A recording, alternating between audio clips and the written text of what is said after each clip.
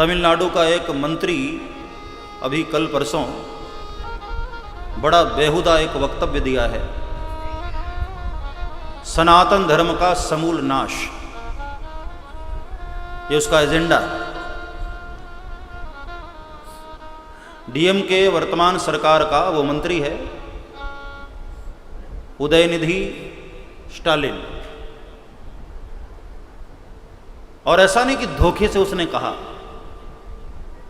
एक press conference में आया जिसका मूल जो शीर्षक है इरेडिकेशन ऑफ सनातन धर्म, ये उस प्रेस कॉन्फ्रेंस का शीर्षक था। उसमें बाकायदे वो लिखकर लाया था इरेडिकेशन ऑफ सनातन धर्म, इसका हिंदी में जो अनुवाद है वो है सनातन धर्म का समूल नाश। और ये कौन बोला? वर्तमान सरकार तमिलनाडु का एक मंत्री। और आपको मैं याद दिलाऊं, अभी जो मोदी सरकार के विपक्ष में जितनी भी पार्टियां हैं, केरल से लेकर के कश्मीर तक, अपोजिट पार्टियां, इन सब ने मोदी सरकार को पराजित करने के लिए एक गठबंधन बनाया है इंडी अलायंस के नाम से, जिसको इंग्लिश में पढ़ेंगे तो INDIA। ये उसका घटक दल है और उसका ये मंत्री। अभी मुंबई में एक बैठक हुई है इस पार्टी की, ये सारे गठबंधन जितने भी पार्टियां हैं, और इसके ठीक 24 घंटे बाद दक्षिण भारत की ओर से ये वक्तव्य आ रहा है। आप अंदाजा लगा सकते हैं कि मुंबई के उस बैठक में क्या एजेंडा रखा गया होगा। इनके निशाने पर देश का विकास नहीं है, इनके निशाने पर सनातन धर्म का विनाश करना। इसलिए मैं सोशल मीडिया के माध्यम से भी भारत के युवाओं को और भारतीय सभी माताओं, बहनों और भाइयों से प्रार्थना है कि यदि सनातन धर्म के मानने वाले हैं आप सब, तो कृपया भूल करके भी ऐसी गलती न करना कि देश की सत्ता इन मूर्खों के हाथ में आ जाए जो सनातन धर्म का समूल नाश करने की भावना रख रहे हैं। सारी विपक्षी पार्टी एक हो गई है और इन सारी पार्टियों में आप देखो, सभी के निशाने पर सनातन धर्म है। चाहे वो सपा हो, चाहे वो आम आदमी पार्टी हो, चाहे कांग्रेस क्यों ना हो। शायद आप लोग भूल गए होंगे, कांग्रेस पार्टी के ही एक नेता ने भगवान राम के अस्तित्व पर उंगली उठाई थी कि राम जी काल्पनिक थे, राम सेतु, ये सब व्यर्थ की बातें। आम आदमी पार्टी के भी एक नेता ने कुछ समय पहले वक्तव्य दिया था कि मंदिर जाना, पूजा पाठ करना, ये सब बेकार की बातें हैं, नहीं करना चाहिए। कैसे कैसे लोग देश की सत्ता के लिए लालायित हैं और इन लोगों के निशाने पर केवल और केवल हमारा सनातन धर्म है। मैं उस तमिलनाडु के उस मंत्री को कहना चाहूंगा कि जो सनातन धर्म के समूल नाश की कल्पना कर रहा है, एक जमाने में उसी दक्षिण की ओर से रावण ने भी यही कल्पना की थी, सनातन धर्म के समूल नाश की। परिणाम क्या हुआ? उसके खानदान में कोई दीपक जलाने वाला भी नहीं बचा, उस रावण का ही समूल नाश हो गया। मैं ऐसे उदयनिधि को कहना चाहूंगा, यदि ऐसी कल्पना लेकर तुम चल रहे हो तो आने वाले समय में, उस वक्त भगवान राम स्वयं आए थे और इस वक्त भगवान राम अयोध्या में मंदिर के रूप में विराजित हैं। मंदिर में साक्षात भगवान राम विराजित होने वाले। आने वाले समय में तुम्हारा भी क्या हश्र होगा, ये भविष्य बताएगा। कंस सनातन धर्म का समूल नाश करने की भावना रखा था, परिणाम क्या हुआ? उसी का सर्वनाश हुआ। हिरण्यकश्यप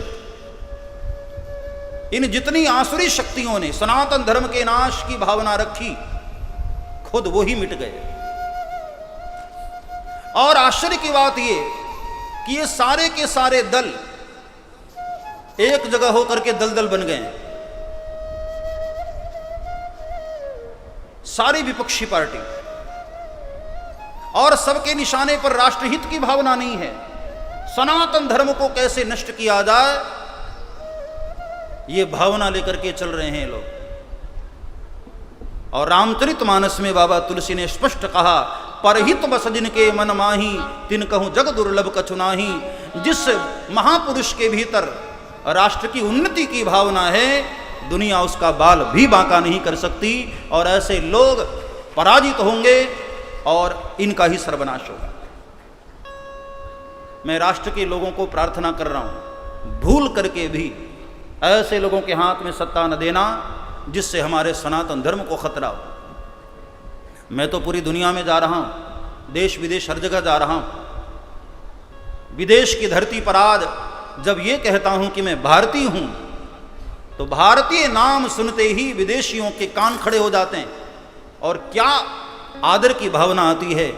ये आज ये भारत की स्थिति कहां से किस ऊंचाई पर पहुंचा है हमारा भारत। वैश्विक स्तर पर, चाहे वैज्ञानिक दृष्टि से देखा जाए, आर्थिक दृष्टि से देखा जाए, विकास की विकसित स्थिति को देखा जाए, भारत कहां से कहां पहुंचा है।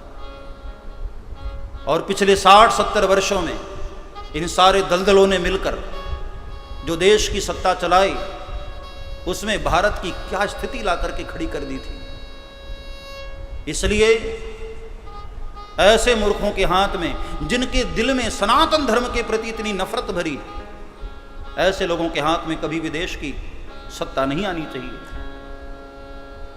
ये तो भल मानो भगवान की कृपा हुई और हमारे देश को संभालने वाला एक महापुरुष आया।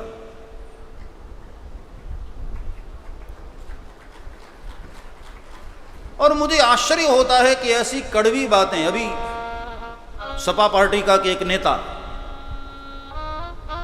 अपने आप को नेवला कहता था और लगता भी नेवले की तरह है, ब्राह्मणों पर, सनातन धर्म पर, हिंदुओं पर ऐसा जहर उगल रहा है। और ये ख्वाब देख रहे हैं कि दिल्ली की गद्दी पर हम बैठेंगे। जिसकी विचारधारा ये है, ऐसे लोगों के हाथ में देश की सत्ता आ गई तो हमारे सनातन धर्म का क्या हस्र करेंगे, उसका हमको अंदाजा भी नहीं।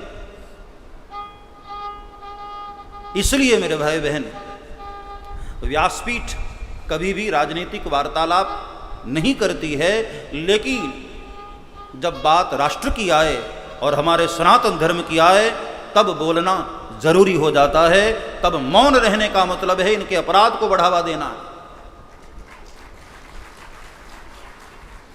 मेरा स्वभाव नहीं इस तरह से मैं बोलूं, लेकिन जब सनातन धर्म की बात है तो ऐसे गद्दारों के हाथ में कभी भी देश की बागडोर नहीं आनी चाहिए। उसी दक्षिण से रावण ने विचारधारा लेकर के रावण चला था कि सनातन संस्कृति को नष्ट करूंगा। कितने कितने शास्त्र जला दिया था, कितने कितने यज्ञों को बंद करवा दिया, कितने महात्माओं का कत्ल करवा दिया। और परिणाम क्या हुआ? एक सत्य संग भगवान राम के सामने रावण की सोने की लंका भी तहस नहस हो गई और समूल नाश हो गया रावण का। ऐसे उदयनिधि जैसे न जाने कितने सनातन धर्म के द्रोही अपने मन में ये षड्यंत्र रख करके चल रहे होंगे, लेकिन ये भूल गए आदिगुरु शंकराचार्य भगवान उसी दक्षिण भारत से, जिन्होंने वेदों पर भाष्य किया और जिन्होंने सनातन धर्म की गहराई का दुनिया को दर्शन कराया। उपनिषदों का यदि अध्ययन किया होता तो ऐसा धर्मद्रोही कभी ऐसा वक्तव्य नहीं दे सकता था। सनातन धर्म को नाश करने की सोच रहे हो, पहले अपने आप को बचा लेना। हमारा सनातन सनातन है साहब, कौन सनातन को नष्ट कर सकता है? नाम ही सनातन है, तुम मिट जाओगे हमारा सनातन मिटने वाला नहीं है। औरंगजेब जैसे क्रूर शासक आए, अंग्रेज आए, फिर भी सनातन सिर उठा करके खड़ा है। और तुम ख्वाब देख रहे हो सनातन मिट जाएगा, तुम मिट जाओगे। सनातन मिटने वाला नहीं है। सनातन सनातन है।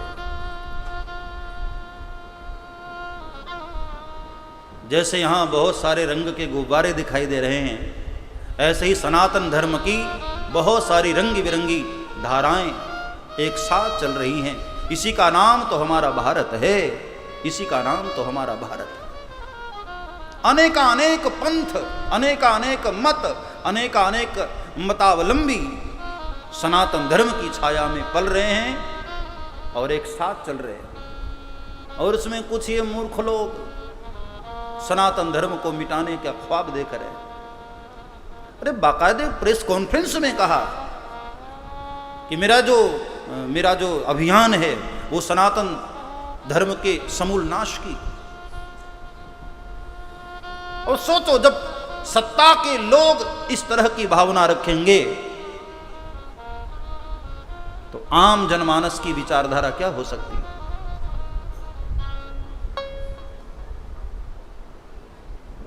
हम किस्मत वाले हैं मेरे भाई बहन कि सनातन धर्म की डूबने की स्थिति में, लड़खड़ाती स्थिति में कोई तो मसीहा आया जो सनातन धर्म को उठाने की बात कर रहा है। और सनातन धर्म को उठाने के साथ साथ देश के कई हिस्सों में मंदिरों का नवनिर्माण करके इस देश के कीर्तिमान को स्थापित कर रहा है। हम किस्मत वाले हैं कि उसके छत्र छाया में हमारा भारत आगे बढ़ रहा है। ये जितने भी दल हैं, एक दल, दो दल, तीन दल, चार दल, ये सारे दल मिलकर के दल ही तो हो रहे।